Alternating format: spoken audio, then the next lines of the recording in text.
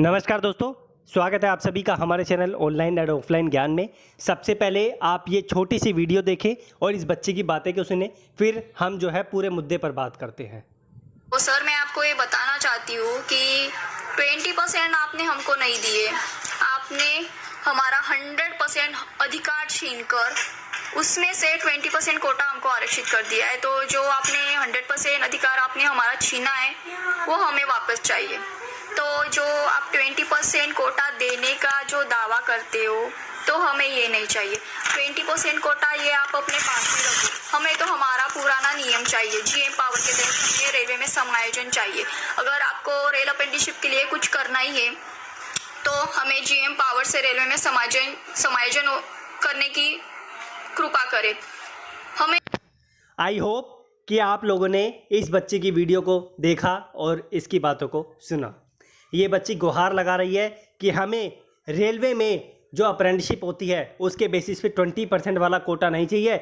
जो हमें बेनिफिट मिलता था जीएम लेवल पे जब अप्रेंटिसशिप वालों को हायर किया जाता था, वो हमें जो है बेनिफिट चाहिए।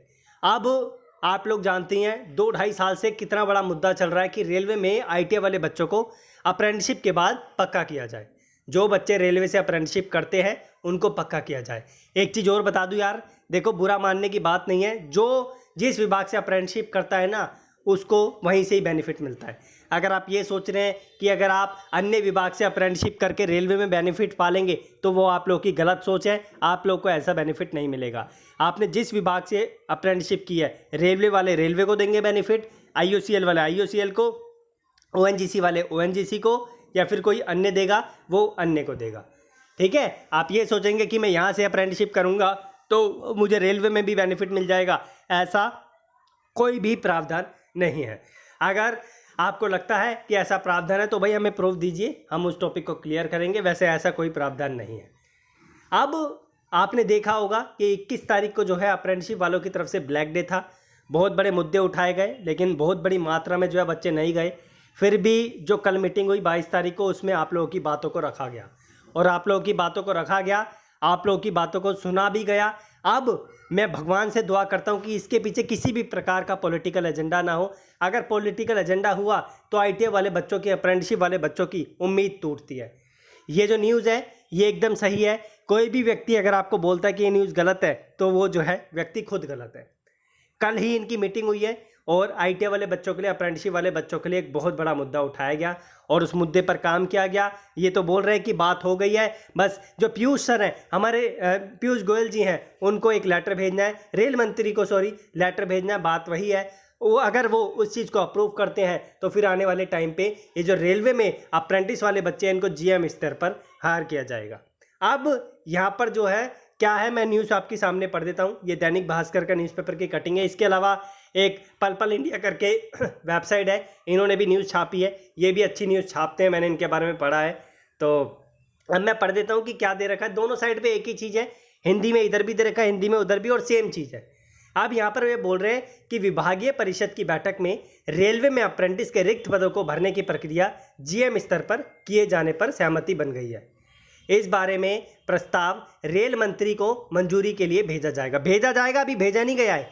Waste central railway employees union के महामंत्री मुकेश गालव ने बताया कि पिछले कई वर्षों से एक्ट अप्रेंटिस रेलवे में नियुक्ति के लिए जो प्रतीक्षारत है, वो रेलवे बोर्ड ने आरआरसी के तहत एक्ट अप्रेंटिस के लिए 20% कोटा तय दिया था। वो जो बच्ची वो बोल रही थी, इस पर all India railway men's federation ने मांग रखी थी कि आरआरसी से 20% कोटे से जो अब बच्चे हैं उनको असुविधा का सामना करना पड़ रहा है। इसमें जो है महाप्रबंधक स्तर पर जो है इन बच्चों लागू होना चाहिए, क्योंकि महाप्रबंधक जो स्तर है वो लागू होगा तो हो सकता है कि जिन बच्चों ने अप्रेंटिसशिप कर रखे हैं उनको भी बेनिफिट मिले और जो अप्रेंटिसशिप करेंगे उनको भी, दोनों को बेनिफिट मिले।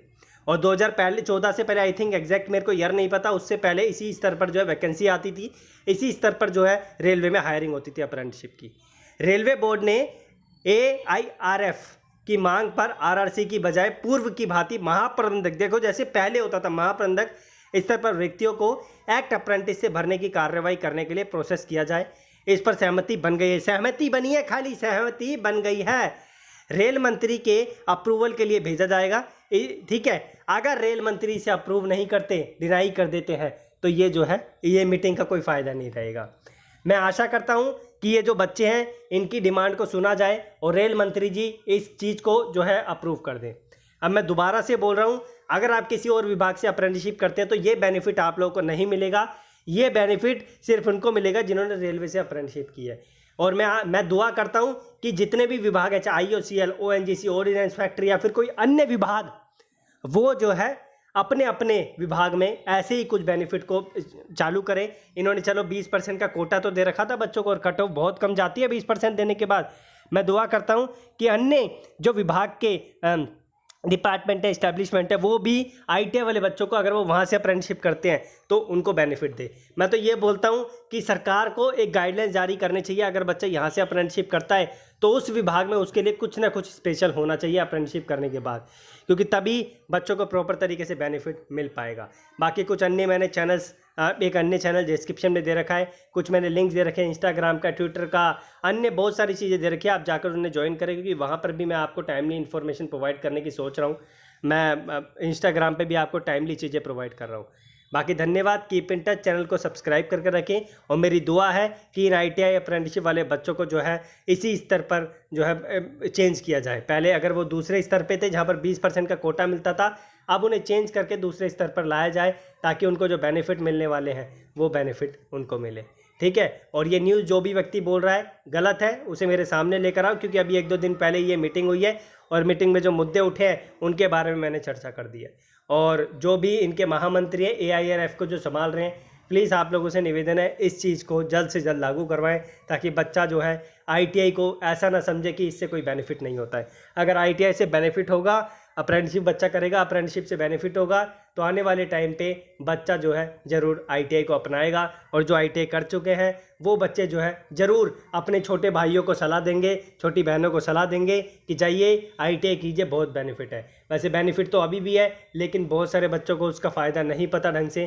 तो हम बैठे हैं आप लोगों के लिए, 1 मिलियन जो क्वांटिटी आप लोगों के लिए सब्सक्राइबर्स की आ गई है, ये ऐसे नहीं बन गई है, आप लोगों को करेक्ट इन्फॉर्मेशन देके, सही इन्फॉर्मेशन देके प्रोवाइड की है। ठीक है, धन्यवाद। बाकी कोई डाउट हो कमेंट बॉक्स में मेंशन करो, और बाकी जो अन्य लिंक्स हैं उन पर जो है ज्वाइन कर लो, ताकि वहाँ से भी आप लोगों को इन्फॉर्मेशन मिले ITI से रिलेटेड। धन्यवाद।